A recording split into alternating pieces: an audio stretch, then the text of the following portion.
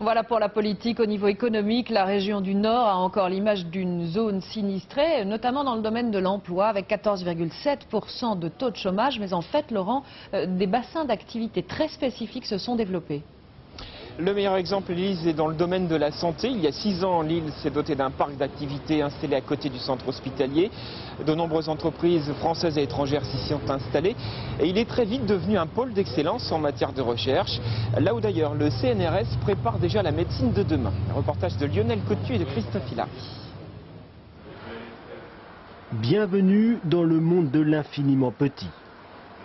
On va vraiment voir des choses extrêmement petites. Et en regardant sur le microscope, ça permet de voir des motifs qui sont de la taille du micron, alors pour être clair, de la taille du millième de millimètre.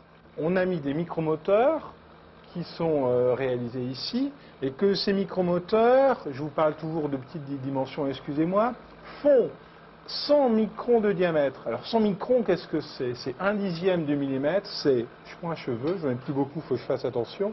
Et lorsqu'on regarde le diamètre du cheveu, ça correspond au diamètre du moteur que je vais vous montrer. Ce monde 1 million de fois plus petit qu'une pièce de 5 centimes va changer notre futur, car les applications réelles de ces trouvailles sont déjà connues. Ce type de moteur, on peut les mettre dans les têtes de cathéters et mettre un petit outil dessus, par exemple, pour aller faire une petite incision, une petite intervention chirurgicale. Donc c'est une des avancées possibles de ce type de technologie pour le bien-être et pour les applications de type santé. Le CNRS de Lille est déjà à la pointe de la recherche sur la santé. Le biopôle de la ville prend forme. La fac de médecine a été construite à côté des hôpitaux. C'est donc naturellement que le parc Eurasanté s'est installé ici pour attirer les entreprises du monde médical. En 5 ans, une vingtaine de sociétés, dont 8 étrangères, se sont implantées. 400 emplois ont été créés.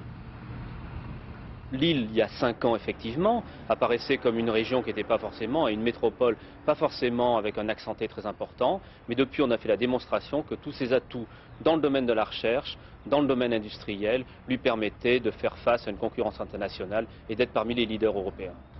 C'est pourquoi le laboratoire Diagast a ouvert ses portes au cœur d'Eurasanté. Ce leader mondial dans la distribution de kits de détermination de groupes sanguins y trouve son intérêt. Le site Eurasanté a été choisi d'une part pour trouver des complémentarités avec les autres entreprises du site et enfin, je dirais surtout, être à proximité d'un centre hospitalier universitaire qui est à la fois un client important et potentiel pour Diagast et aussi une source d'innovation non négligeable. Autre atout d'Eurasanté, l'aide qu'il propose aux startups du monde médical. Ce simulateur laser pour étudiants en ophtalmologie n'aurait peut-être jamais vu le jour. Eurasanté nous a aidés sur toute la phase de montage du dossier, création du plan de développement, du business plan, de la partie financière et recherche des premiers partenaires financiers. Aujourd'hui, les projets affluent pour construire la médecine du futur. 20 nouvelles sociétés devraient être créées d'ici la fin de l'année.